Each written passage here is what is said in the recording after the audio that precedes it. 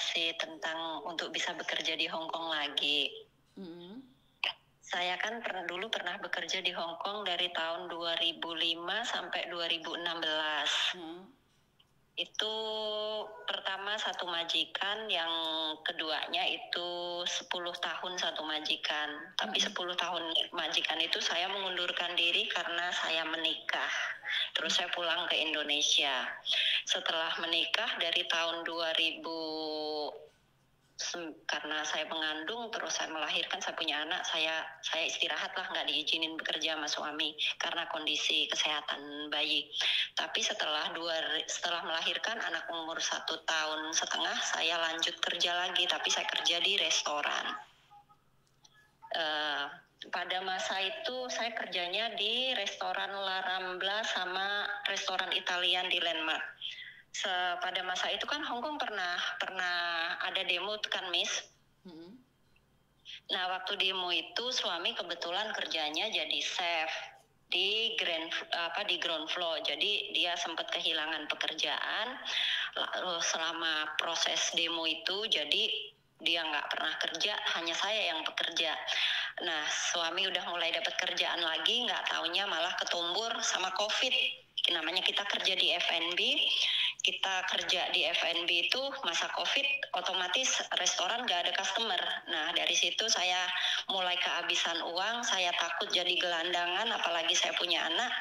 Saya mau bawa suami ke Indonesia juga butuh uang banyak, prosesnya panjang. Ya udah, saya memutuskan pulang ke Indonesia dengan anak, dengan sama yang jaga anak saya.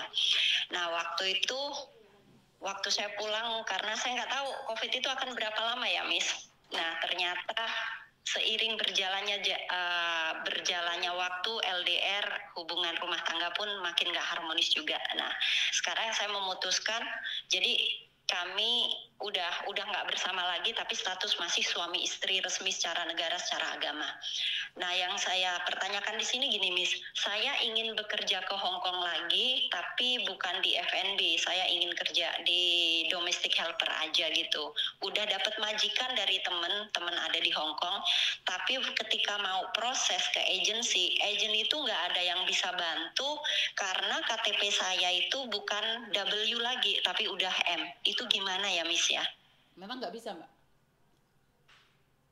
Kalau sudah M nggak bisa. Terus itu jalan keluarnya gimana, Miss? Ya kamu untuk harus bisa cari yang profesional, tetapi itu berarti sampean kan bukan permanen. Iya, KTP-mu mati itu kan? Iya, KTP mati tapi belum permanen gitu. Iya, berarti mati, Mbak, nggak bisa. Itu kalau nggak ada sponsor nggak bisa. Tapi kalau ada sponsor yang mau tanda tangan, asalkan bukan di domestic helper gitu, bisa ya, Miss ya? Seharusnya bisa. Gitu. Lah kenapa sampean dulu bisa jadi WX jadi M itu gimana? Karena saya menikah sama suami saya, dia warga negara Prancis, dia kerja sebagai chef. Dan itu suamimu sudah keluar dari Hong Kong atau masih ada di Hong Kong? Dia sudah pulang ke Prancis. Oh, nggak bisa berarti kamu, nggak bisa kembali. Karena yang mensponsori kamu itu suamimu. Iya, betul. Nggak bisa. Itu nggak ada jalan alternatif itu, Miss, untuk bisa balik ke Hong Kong lagi. Kemarin sempat ditanyakan, ada yang bilang saya harus nunggu 7 tahun out dari Hong Kong gitu, Miss. Nggak ada hubungannya 7 tahun out dari Hong Kong. Karena gini, kamu pernah menikah dengan orang Hong Kong dan orang itu bukan orang Hong Kong, maka saat dia sudah kembali ke negaranya, kamu nggak ada sponsor lagi, kecuali kamu nikah dengan orang Hong Kong lagi. Tapi status saya masih suami istri dengan dia, saya belum melakukan perceraian itu, misalnya menikahnya di Hong Kong sama di Indonesia karena juga. Di Hong Kong itu kalau sudah tidak bersama lebih dari 2 tahun itu bisa cerai secara otomatis, datang aja ke pengacara di sana. Oh, gitu ya, Miss ya? Betul. Oh, terima kasih, Miss, atas informasinya, sangat membantu. Karena kalau kamu menikah dengan orang bukan permanen sana, saat dia pulang ke negaranya, kamu nggak bisa lagi ke Hong Kong. Tetapi kalau kamu menikah dengan orang lokal sana dan dia masih bisa menjamin kamu masih bisa pulang. Dan KTP-mu itu nggak bisa dipakai lagi untuk masuk Hong Kong. Jadi kalau kamu masuk Hong Kong harus pakai paspor. Jadi nggak bisa. Jadinya Betul. jadinya turis ya, Miss. Betul. Jadi banyak orang menyangka sudah keluar dari Hong Kong nih, paspornya berlaku, KTP-nya berlaku. Enggak.